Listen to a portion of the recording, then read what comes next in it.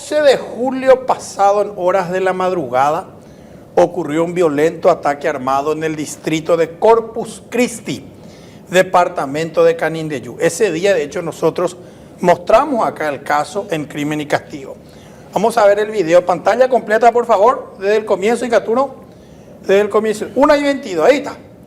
1:22 de la madrugada, ya se está en la fecha, ahí está. Julio, el 11 de 2025, free, vea, viernes allá. Sí.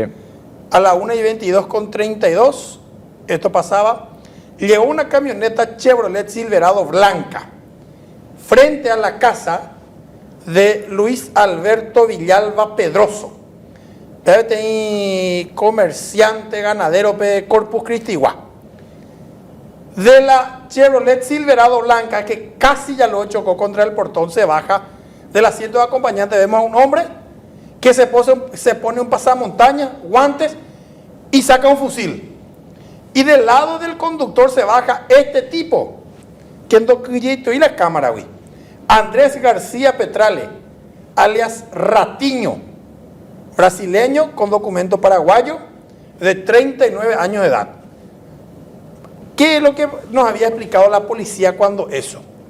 Que este Ratiño solía prestar plata del dueño de esa casa y que ese día le pidió más plata a este Ratiño y el otro le dijo, el dueño de casa le dijo, no, este treímaco debe y no me estás pagando, pagame primero lo que debes, de cuenta, supuestamente. Eso nos había explicado la policía cuando eso. Ratiño le dijo, necesito plata. Ajá, también de droga, le amenazó. Más o menos le apretó, le quiso obligar a que le diera plata, según la policía. Fusileros en 10 y se fue a la casa de su prestamista, en teoría, todo según la policía. Llegó, le llamó de ahí, no le atendía, le llamaba insistentemente. Vemos que se posicionaron frente a la casa. Uno o dos tiros y ahí. Ambos estaban armados con fusiles. Luego parece que se va Ratiño, o sea, ojo, Bore, ¿sabe qué es lo que hizo? Ojo, está 10 metros a hueve, o muy en reversa, o hueví, está en camioneta Chevrolet Silverado, Morotira, Popirebe, ojo, o hueví, ¡pum! Prácticamente entró a la casa ajena con su camioneta. Ahí vemos de vuelta el otro ángulo. Todos pensaron que de adentro el señor Luis Villalba con su esposa, sus hijos pequeños y su señora encima embarazada. Pillaron ya lo que pasaba. Este Ratiño estaba drogado, borracho, algo decían. Porque llegó, empezó a disparar con fusiles, le trajo a un fusilero, a un sicario que usó un pasamontaña. Cuando parecía ser que se fue, en realidad maniobrante y nada. Ahí vemos, ahí. Oye, posicionado, güey, o muy RB, yo voy acelerador. Fecha. Hoy te paité la portorágena, mira. Entró la mitad de la camioneta al patio de la víctima. Bueno, después salió de vuelta, vamos a seguir viendo el video. Hay por Ratiño, que es un conocido supuesto comerciante ahí de Corpus Christi. Bajó su guardaespaldas, ya vemos Ratiño se baja, siempre con un fusil en mano. Su guardaespaldas, que tenía un pasamontaña, un kepi, también un fusil en mano. Oye, por un boca pupay, güey, la hogare non debe. Ahí le vemos a Ratiño. Los dos tenían fusiles. Le llamaban, le gritaban, ese es una infeliz, manota. Vamos a entrar a matarla a todos ustedes. No me conocés quién soy yo. De tabibio, de para negarme plata, de pio, cualquier tipo de insulto. Mira, ahí estaban los dos. ¿Y qué hace? Saca una pistola también, Ratiño. Ahí, oye, un bocapú la invoca entero. ¡Bum, bum! Un bocapú. Con un arma corta. Y además también tenía colgado un fusil. Y ahí se pone otra vez en el portón. Escene desgraciado, hay que taro yucá.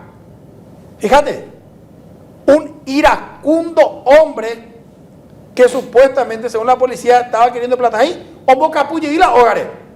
Cuando se estaba yendo. Y ahí, ahí, ¿viste los destellos? Empezó a disparar de vuelta. Vamos a ver otro ángulo del momento en el que vuelve a disparar. ahí, ya, no salió el dueño de casa por la gracia de Dios. Se salvó él, se salvó su esposa embarazada, se salvaron los niños. La ratiños ahí, ahí disparó la pistola que tenía aparentemente. Y antes de irse, otros tiros. Bueno, policías de investigaciones de Catuete y de la comisaría de Corpus Christi hicieron ese día allanamientos ahí en Corpus Christi, porque identificaron a los dos autores de este hecho, los dos supuestos autores ya eran. Véala Andrés García Petrale, véala Fusil y Yejeore Coacuejinacuri. Y el otro supuesto sicario que bajó con él, encapuchado y con otro fusil, era supuestamente Julio César Enciso Ruiz Díaz. Este, miembro de una familia de Ibipitá, él ya tiene 2 hermanos asesinados en el marco de la guerra entre narcotraficantes en Canindeyú. Bueno, la fiscala interviniente, Cleider Marlene Velázquez López, una fiscala nueva recientemente nombrada, que fue designada en octubre pasado, juró como fiscala. Ojo a ya el caso, por la investigación. Se hicieron allanamientos, se emitieron órdenes de captura contra Ratiño y contra Ruiz Díaz, Enciso Ruiz Díaz. Bueno, o avanzar el caso. ¿Qué pasó, Osvaldo? La Dirección de Criminalística aquí en Asunción analizó, sometió a pericia las vainas, o sea, la bala pire o yetopacue en la escena del tiroteo. Se recogieron pues varias balas pire. ¿Viste que estaba disparando el tipo, sí, verdad? Bueno, jape y bala pire pues, de los 2 fusiles se recogieron y se trajeron aquí a Asunción. Y se hizo en la Dirección de Criminalística un estudio balístico. Y ese estudio balístico arrojó que uno de los fusiles, o sea, el fusil que usaba este Ratiño con el que disparó contra la casa de Luis Villalba, es el mismo que se usó el 19 de noviembre del año pasado en la compañía Carupera del distrito de Ibipitá, en el departamento de Canindeyú, cuando ocurrió un triple homicidio en el que resultaron víctimas integrantes del grupo de Felipe Santiago Acosta Riveros, alias Macho. Este es un caso que también lo habíamos mostrado acá, Osvaldo. 3 soldados del grupo de Macho, Clever Zárate Martins, de 28 años, su hermano Wellington Zárate Martins, de 25, y el primo de ambos, Freddy Amarilla Zárate, de 23, fueron asesinados aquel día cuando estaban saliendo con esa camioneta Chevrolet S10 blanca que estiraba un tráiler que se suele usar a su vez para remolcar embarcaciones. Ahí se ve, mira. Ellos estaban saliendo de hacia el campamento principal del grupo de Macho cuando fueron emboscados en una quebrada, o sea, en un camino inhóspito. Fueron emboscados y acribillados con fusiles y pistolas. Macho gente cuera, macho soldado cuera, no acue. Bueno, uno de los fusiles que se usaron para matar a estos 3 el 19 de noviembre del año 2024 en Ibipitá es el que estaba disparando Ratiño ahora, el 11 de julio pasado. Ahí está, en el video que estábamos viendo. Eso es lo que salió en la correlación balística. Y que confirma, Joan, algo que vos habías mencionado en ese momento. Ratiño era considerado un hombre de un grupo contrario al de Macho. Correcto. Supuestamente Ratiño era primero socio de Macho, después se habrían peleado. Ay, ¿cómo te di división, Pepe? Aparentemente, bueno. Y ahora la policía confirmó mediante un estudio científico que ese fusil que usó Ratiño también se usó en la muerte de estos 3. O sea, Ratiño, si vamos a posicionarle con la evidencia, Ratiño pudo haber sido uno de los que le mató a estos 3 hombres en Ibipitá. ¿verdad? Sí. Porque él es científicamente el poseedor de un fusil asesino. Bueno, la situación ahí parecería haber empeorado para este Ratiño, porque él, luego del ataque contra la casa ajena, permaneció prófugo. Después la policía emitió su informe en el que le consignaba que esa arma de Ratiño se usó en un triple homicidio. Pero ¿qué pasó? Había sido Ratiño en secreto, se presentó el viernes último, hace una semana, ante la fiscala Cleider Marlene Velázquez López. Y dice que llevó un certificado médico que señala que, más o menos hablando mal y pronto, está loco, que tiene un problema mental. Hablamos nosotros con la fiscala Cleider Marlene Velázquez el lunes último y le preguntamos si es cierto que Ratiño se presentó y que ordenó su libertad. Había sido la fiscala. Y nos dijo, sí, así fue, porque me trajo un certificado médico valedero. Ese fue el término que utilizó, un certificado médico valedero que demuestra que tiene problemas aparentemente mentales y por eso yo dispuse su libertad. Las víctimas de este atentado ni siquiera estaban enteradas. Decime una cosa, él se presentó. Cañijá, pero en secreto. La policía no sabía que se presentó. Las víctimas no sabían que se presentó. Pero él avisó, se presentó, dijo, yo estoy loco nomás. Y la fiscal le dijo, bueno, andate a tu casa entonces, papito. Todo fue en fiscalía. Y levantó la orden de detención que pesaba contra él. ¿Entendés, Babaldo? Sí, increíble. Sí. Bueno, pero lo peor es que la policía, bueno, está bien. Después ahora surgió, pero ¿cómo le soltó si es que además el informe balístico dice que su fusil se usó en un triple homicidio? Por lo menos por ese triple homicidio entonces se le tiene que dejar preso. ¿Sabes qué le dijeron a las víctimas en fiscalía? Que la policía nunca le informó a la fiscalía el resultado de ese examen balístico. O sea, ese resultado balístico que dice que el fusil de Ratiño se usó en un triple homicidio no consta en el expediente de la fiscalía. ¿Vaipori? Entonces nos fuimos a la carga a averiguar con la policía. Señores de la policía, ¿es cierto que ustedes ya pillaron que ese fusil se dio positivo para un triple homicidio también, pero que igual escondieron y que no le entregaron a la fiscala? Claro, porque ya iba a ser responsabilidad de la policía. Claro. Y consultamos incluso con el director general de investigación criminal, el comisario general director César Roberto Silguero Lobos. Y él nos confirmó que efectivamente el suboficial inspector Aldo Lescano es el que entregó ese documento, ese resultado balístico que dice que el fusil de Ratiño ya se usó en un triple homicidio, y el que recibió en la fiscalía fue el auxiliar Alexis Ramírez, que es el que en teoría le entregó a la fiscala Cleider Marlene Velázquez López. Entonces, la policía tiene incluso el acuse de recibo. Entonces, va él con a Pepe Osvaldo. Pepe ya lo cañima. ¿Por qué? Porque este Ratiño se presentó, dijo estar loco, y la fiscala simplemente le dejó en libertad. Pero además en su contra tenía un resultado balístico que dice que su arma ya se usó en un triple homicidio. La fiscalía aparentemente dice que la policía no le entregó nada, porque no consta en el expediente. Pero la policía dice, sí, claro que le entregamos, la fiscala ya sabe. Entonces la pregunta es, ¿será que la fiscala nomás entonces o yocobe documento o ñongatú o cajonea y que no agregó al expediente? ¿Por qué? Porque si agrega al expediente, obviamente que tiene que ordenar de vuelta la captura de Ratiño. Va, esa vieja eina en triple homicidio, probablemente involucrado. Jamón y ordenamos la captura. Jalape informe balístico no consta la expediente fiscal. O sea, algo pasó. Alguien está escondiendo ese informe balístico que no le favorece o que perjudica a Ratiño.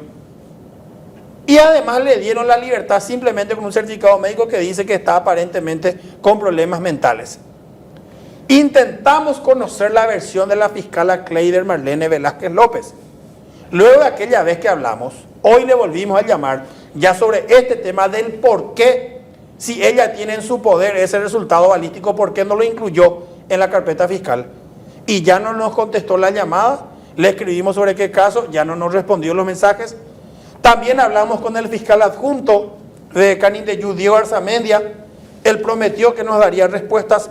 Él al menos sí, gentil y deferentemente nos contestó. Pero hasta ahora no sabemos por qué la fiscala probablemente o escondió o cajoneó o simplemente no incluyó un documento tan importante en una investigación tan compleja para favorecer a una persona que ahora simplemente está libre.